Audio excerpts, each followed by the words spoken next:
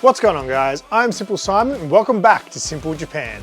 On the previous episode, we landed in Tokyo, and on our first day in Japan, we explored Akihabara, the nerd capital of Japan, and it was a lot to take in, being the first time in Japan for me. In this episode, day one turns to night one, and I go exploring in Tokyo on the streets all by myself on the hunt for more collectible stores, some authentic Japanese food, some more toys, some cold frothy beers, and I find my favorite store so far on my first day in Japan. If you guys are new to the channel and you want to keep up with this video series, do subscribe to the channel, hit that bell so you can be notified. I'll be releasing these vlogs every week for a number of months, and if you want to show some support for the channel, always feel free to hit the like button and leave a comment. Also, if you guys need protection, storage, and supplies for your comic books, trading cards, vinyl, and other collectibles, get 10% off store-wide at Collectors Hub when you use my affiliate link in the video description, along with the discount code there. And with that out of the way, this is Simple Japan, Episode 2.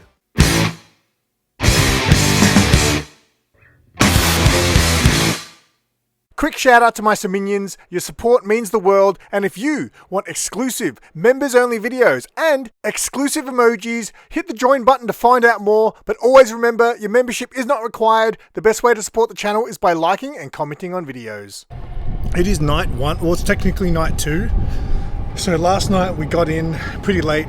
We didn't check into our hotel till about 11:30 at night. Basically, once we checked in, we went for a little walk down to 7-Eleven, and then it was pretty much after midnight, so we pretty much went to bed. So today was pretty much the first day that we got here. We went around today to Akihabara, which was a fun day out, but Sarah spent. So literally, we were going to go out and get dinner tonight, but Sarah's like a homebody. So, you know, on her days off, she likes to be in bed literally, and you know, be in her comfort zone and just watch TikToks or whatever it is, watch her comfort shows.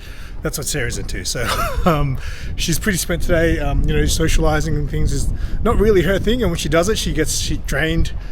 So today, being we're in a whole other country, she did great though today. Like every shop we went into and everything, she can, you know, kind of speak the Japanese language a little bit, just the basics, you know, to everyone.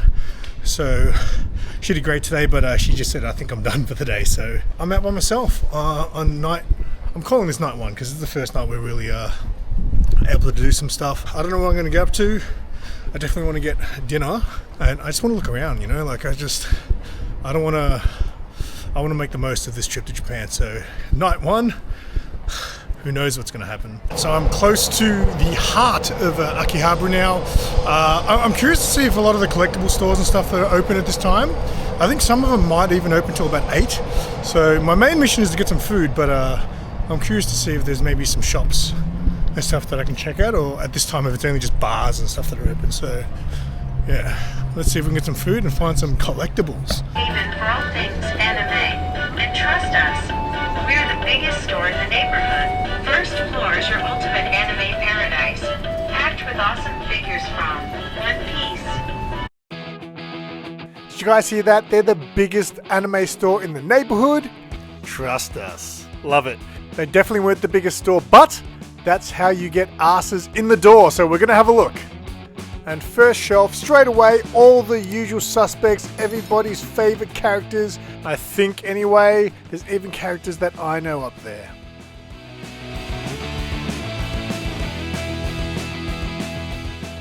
Now, when you see all of these statue/figures all bagged up, you kind of think loose figures, right? I mean, that's what I thought anyway. I believe a lot of the times if you buy these and bring them up to the counter, they actually grab a boxed one for you from behind the counter. I think that's how it works. Do correct me if I'm wrong. Like, for example, here's the Chun-Li statue I tried to win from the skill tester in episode 1. 2,500 yen there. And then check it out, there's some Spider-Man action. I recognize these characters. And then look at this beautiful Ryu statue there, 2,500 yen. You think it's loose, right? But then they've actually got the same statues there in box for the same price, 2,500 yen, which is about $25. And I really like both those statues. So at first I thought, well, I'd rather buy the loose Ryu rather than the box one because it's less space in your luggage. But since they had a box one on the shelf, I'm not even sure if they would have given me that loose one if I took it up the counter. Anyway, I didn't buy that Ryu statue on this night, and for the rest of the trip, I kept trying to find that Ryu statue at a better price. So stay tuned, because this entire series revolves around me trying to find certain items during my 2.5 weeks here. And here's what the shop looks like from the outside. Unfortunately, I have no idea where I was, so unlike my videos back home, I can't leave addresses because I'm lost in Tokyo here. Anyway, my tummy was rumbling and the hunt for food continues.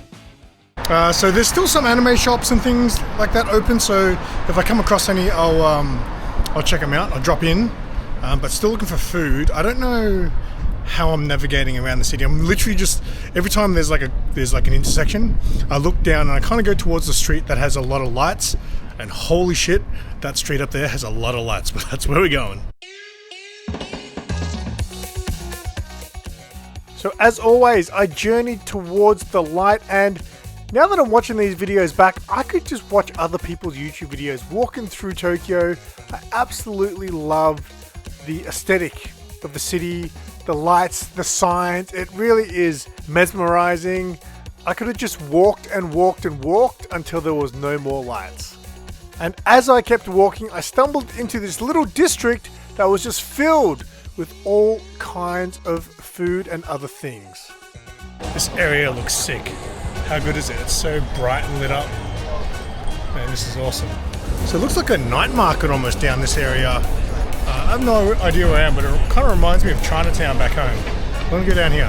So as I kept walking through this beautifully lit up area, it was very much like a market, all kinds of stalls selling clothes amongst other things. There was all kinds of foodery places as well. The world was my oyster, really, but I hadn't been to like a shopping sort of plaza or center since I arrived in Japan, and this was the closest thing to it so far in my trip. This place actually reminded me of Preston Market for those back home. Just all kinds of food and all kinds of things to look at. This clothing store on the left here has a top with a full topless lady on the front. Just things like that, all kinds of craziness. This place was a pachinko center, which I knew I was going to be able to film in there, so I should have really gone in anyway to have a look, but I didn't. You've got Bar Luke. Check it out, Bar Luke. Luke, are you watching this? It's your bar. Look how beautiful up ahead is. Yeah, they got hard off, hobby off, book off. Check it out. They've even got bottle off. Alright, I've walked so far, I don't even know. I think I just need to settle and just pick something. And I don't need to eat a lot. When I told Sarah I'd bring dinner home for her, and we're gonna try the fried chicken from the convenience store. So I don't have to eat a lot, but I think I really should just pick something now. It's too hard to choose. I've walked into the wrong section. There's just too much stuff to choose from, and it all looks good. So I finally decided on a spot, and this place was full on. So I really want to eat somewhere which was like a full on Japanese place, and this place was a full on Japanese place. They had all kinds of sashimi there. Now I don't mind me some sashimi, but they had some pretty full on ones that even I was too scared to try. This menu was hardcore, so like they've got a lot of different types of sashimi. They had like chicken liver sashimi. Like I'll eat chicken liver, but sashimi, it's like raw. They had horse sashimi. That's hardcore. I'll eat some weird things, but that's hardcore. My beer. Cheers, guys. So I ordered the pork dumplings, the gyoza. I ordered a salmon sashimi, and I ordered a barbecue octopus, barbecue squid. One of those. Anyway, you'll see. So my mum told me not to eat anything raw while I'm in Japan. So Mum, if I die from food poisoning, I don't come back from Japan, then everyone will know I should have listened to Mum. But you got to live while you're in Japan, and surely their sashimi would be the best, right? So, cheers.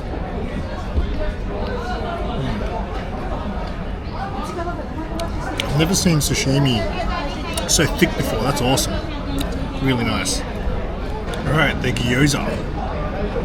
Or gyoza, as Aussies would say. Alright. This can't be bad, right?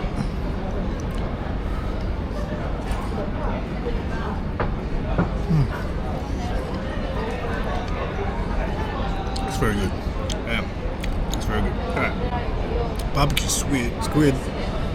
I'm excited about this one. They also had like squid sashimi and a lot. They had everything raw, but some things. I mean, I would try raw squid, but barbecue sounds better. So they got a bit of Kewpie, got some garlic,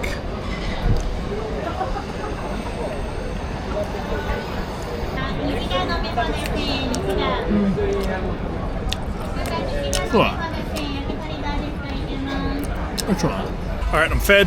The food was pretty good, but the squid, it wasn't bad by any stretch of the imagination. It just wasn't, I thought it would be a bit more smoky, the flavour. It was kind of just a bit plain to me, but it was fine. So I'm fed now. I don't want to stay out too late because obviously Sarah still needs to eat and I need to deliver the food for her, but I'm going to try to walk back into the area that has all the collectibles, see if anything's still open or if I can, stumble across any of those type of stores.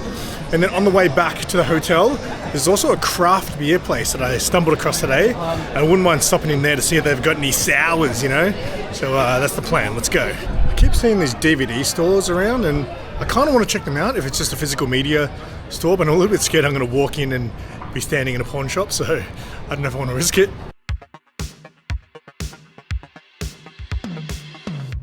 So it was quite the journey back into the main part of Akihabara. I stumbled across that food district just by walking and walking without knowing where I was going.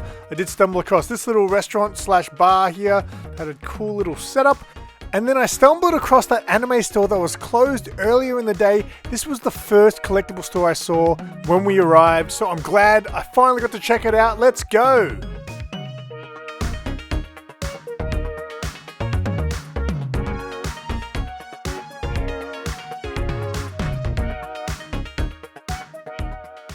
This place even had Labubus and other Pop Mart figures, and they were selling them at regular retail price. Now that I think back to it, I wonder if these were genuine. They look genuine, but everywhere else I saw Labubus, they were actually sold at a marked up price. So this place, if they were legit, were actually selling them at a regular price, which was good. And then they had a little Marvel section of statues, so I had to get some footage of these for my comic book fam. And I wasn't really familiar with these statues. They weren't ones I'd seen before. Like this Harlequin statue was beautiful and it was a really affordable price. The only reason I didn't buy it was because I don't collect statues anymore. But now that I'm home and it's back there, I kind of wish I took it home with me. Got a little spinner rack here full of little trinkets and other little Pop Mart loose figures. And they had these keychains with Pokemon cards in them, which was kind of cool as well. I thought I'd have a quick look to see if I could find a Sylveon for Sarah, but apparently Sylveon's quite popular. So unfortunately no Pokemon keychain for Sarah, so nothing for me, but I'm glad I got to check it out. Alright, I'm just going to go one final stroll down this street here, see if there's any shops open. If there's not, I'll go past the craft beer place, and then I'll pick up some fried chicken from the convenience store on the way back home. The street we were on earlier today, there was just like literally every 10 meters there was like a collectible store. But I don't know where I am. What's this store? They're closed. Yeah, I think most places have closed at 8. Like I've walked past a couple of shops. I'll walk back onto the main road. Maybe some of the more popular ones might still be open, but if not, I think we're done. Alright, so we are not done. In fact, we're far from it. I stumbled across this awesome Tamashii Nations toy display, so I was like, this place better have toys. 7 levels of it, and then I couldn't see the toys until I got to the top level, which says video games and action figures, so that's where we're going. So at first, that Tamashii Nations display made me think that this store was called Tamashii Nations. I do end up learning a lot about Tamashii Nations as this trip progresses, but this store was actually called Bic Camera. And it was 7 levels of electronics. It kind of reminded me of JB Hi-Fi, but instead of the store having different departments within the store, each level was its own department, and this top level was all their collectibles, video games, action figures, and my god, was there a lot of stuff. And so many Pikachus. This place had everything. The entire floor just fully decked out with all things pop culture. There's a Sylveon. They even had Sylveon mystery figures there. This Sonic the Hedgehog was super cute. I'd never seen Sonic look like that. But again, as this trip progresses, you'll see more Sonics that look like that. As I said in the first episode, I am really looking forward to reliving this whole trip as I edit all these videos. I cannot wait to show you some of the things and places I got to go to. They had so much Sanrio here. As you can imagine, that's a cute little Kuromi light there. And then their action figure displays here were absolutely next level. So this is actually the Tamashii Nations section, so I won't get too much into Tamashii Nations in this episode. As I said, as my trip continued, I learned a lot more about Tamashii Nations and what it was. There's that awesome Jackie Chan police story figure. I really wanted that figure. It was a lot more expensive than the other figures there, so I didn't pick it up, unfortunately. But again, now that I'm back home and it's back in Japan, I wish I bought it. So SH Figure Arts is actually a very standard brand in retail stores in Japan. Oh, what happened, Han? And what I found out very quickly was all the brands that were very easily accessible back home, like the Marvel Legends and the Star Wars Black Series figure that I picked up before, all that stuff in Japan is about the same price, if not more expensive. But the import figures like Figure Arts were way cheaper. Like, look at these awesome displays, all the Dragon Ball characters eating food together. Like, that is so awesome. How much fun would it be if you were like the merchandiser of the toy section in this store?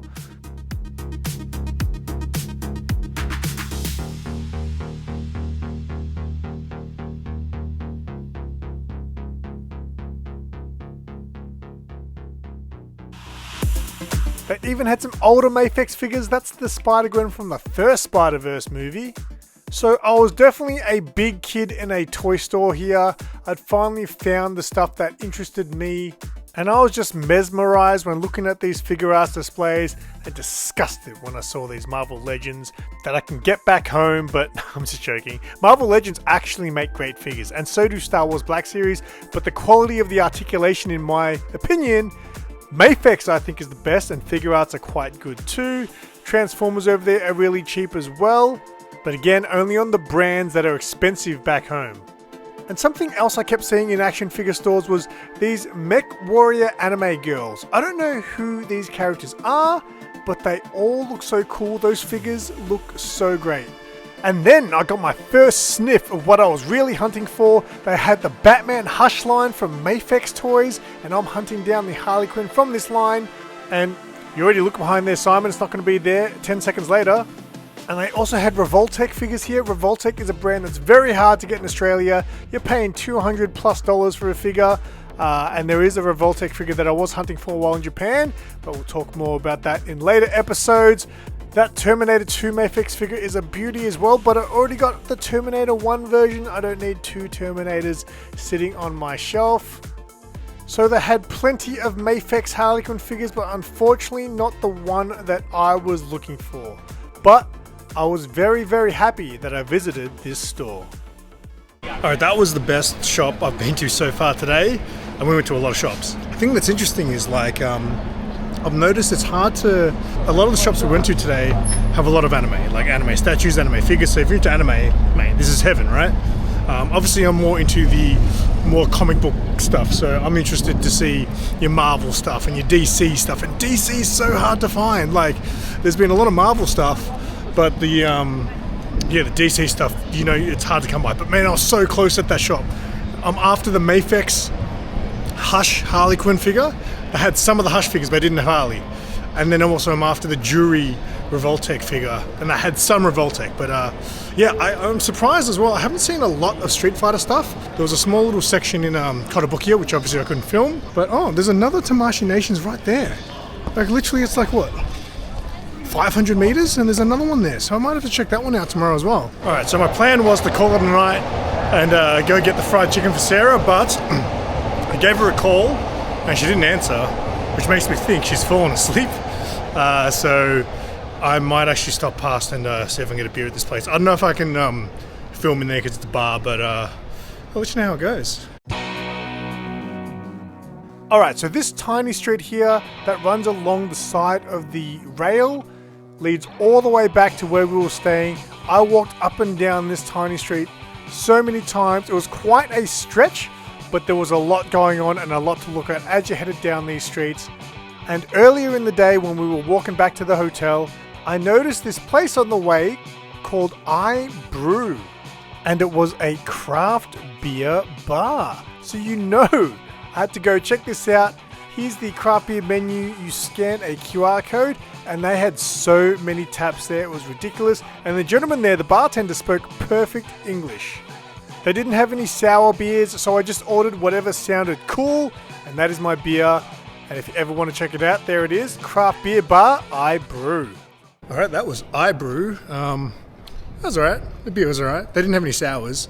The bartender spoke perfect English, like perfect. But yeah, I'm glad I went there. I could go back. They serve food there as well, so food might be all right.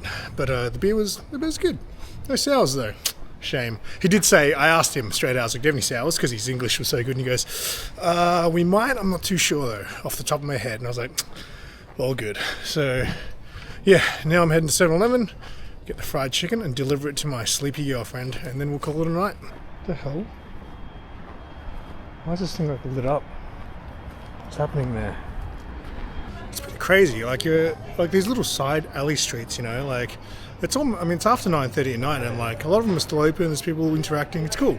Anyway, I've reached 7-Eleven. I'm hoping at this time there's still fried chicken left. Let's see.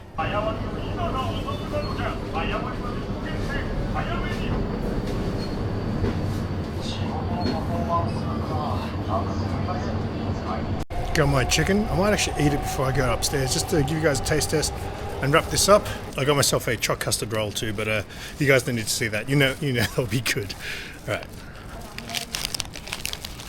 I mean, for a 7-Eleven piece of chicken, it's pretty good. It's good. Anyway, I'm gonna wrap this one up.